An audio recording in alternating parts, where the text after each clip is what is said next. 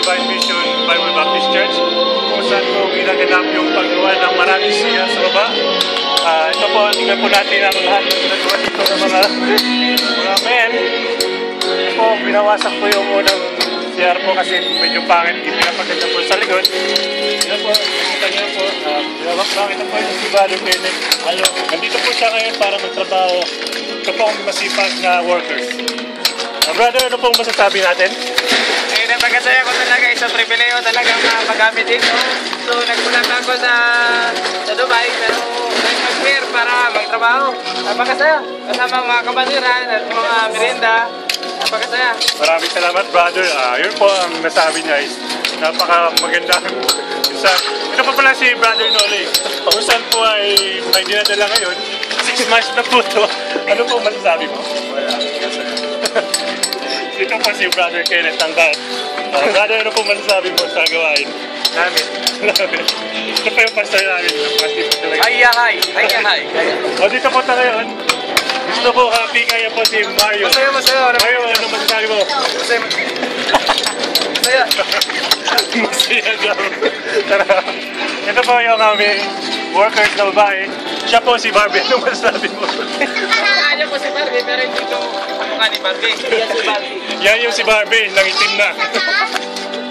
Dito po tayo sa baba. Ito po yung kapatid ni Barbie, yung ano makulit. Yung kanal. Oh, yan. Tsaka po ata. Anak mo ni Obit. Ito po yung aming boss. Big boss. Ano masasabi mo? Wala.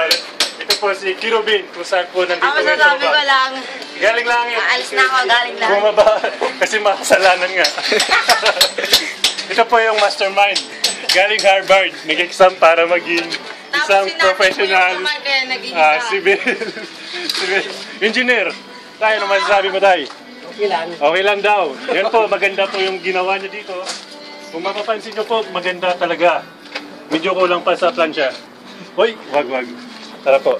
Dito po tayo ngayon sa job shop. Dito po yung mga kagamitan ng CR kung saan po tinapo na. At ito po yung magagamit pa. Ito po, mapeperahan pa to.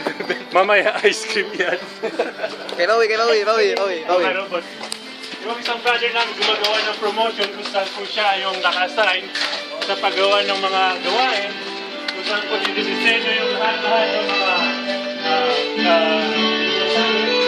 brother, ano po masasabi mo? Kaya lang ito, sarap. Maganda sa Panginoon. At patuloy na tayo. Tayo ay nakakaranas ng problema. Kung tayo pang hinaan ng Diyos, lumamit ng tayo sa Kanya. At nakikita niyo naman po ang ginagawa niyo. Maraming salamat. Balik! Bigan, yan po ang narinig mo sa lahat po na sa lahat po na naginig ng Star Movies. Back to you, Ian. Thank you.